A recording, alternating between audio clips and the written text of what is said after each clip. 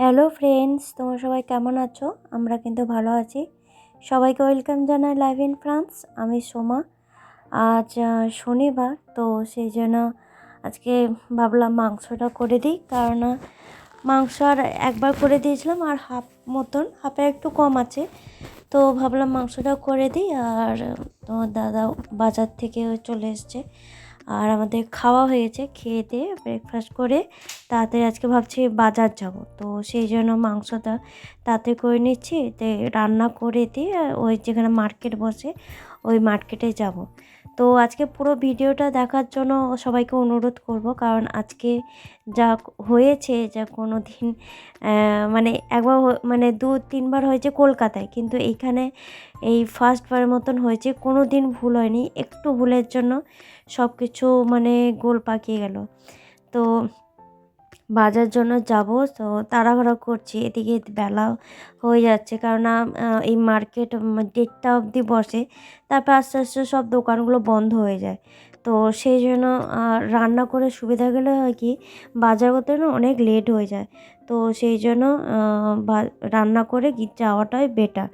এসে শুধু জাস্ট চান করব আর পুজো করব।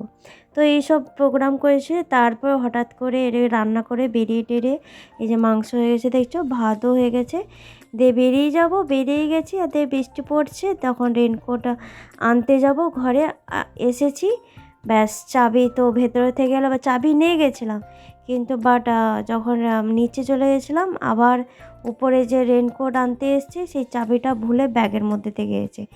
তো রেনকোট যেখানে ছিল ওই রেনকোটের মধ্যেই ব্যাগের মধ্যে চাবি রেখে দিয়েছি।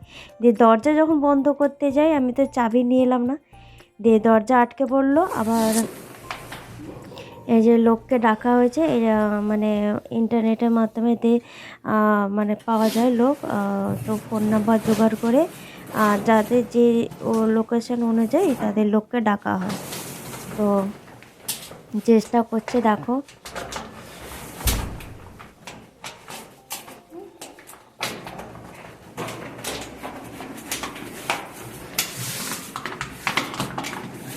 Like a movie.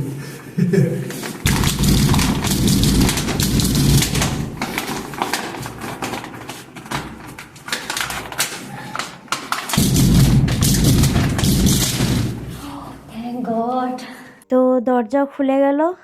তো এই ঘটনার জন্য আমরা তখন বাজার যেতেই পারলাম না, বুকিং করলাম, ওই লোকটা আসবে বলে আমরা যেতে পারলাম না। আর মানে মানে ভীষণই প্রচুর পয়সা খরচ হলো, মানে তোমার 150 ইউরো মতন খরচা পড়লো, মানে 150 ইউরো মানে ইন্ডিয়াতে তোমার হিসাব পড়বে তোমার 15,000। তো এইটু মানে জাস্ট 1 সেকেন্ডও লাগেনি দরজা খুলতে, মানে খুবই সমস্যা হয়ে গেল।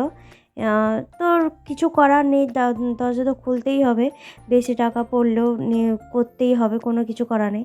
1 ঘন্টা বসে আছি মানে বাইরে, যতক্ষণ না ওই চাবির লোক না আসে। তো যাই হোক, আজকে বেশিক্ষণ ব্লগ করব না, আজকে এইটুকু ব্লগ।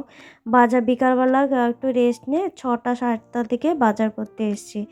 তো ভাল লাগছিলো না, বেরাবো না ভাবছিলাম, কিন্তু কিছু করার নেই, তাও বেরালাম, বাজার তো করতেই হবে।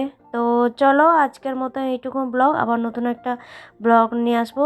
ততক্ষণে তোমরা সবাই ভালো থেকো, সুস্থ থেকো এবং সাবধানে থেকো। টাটা।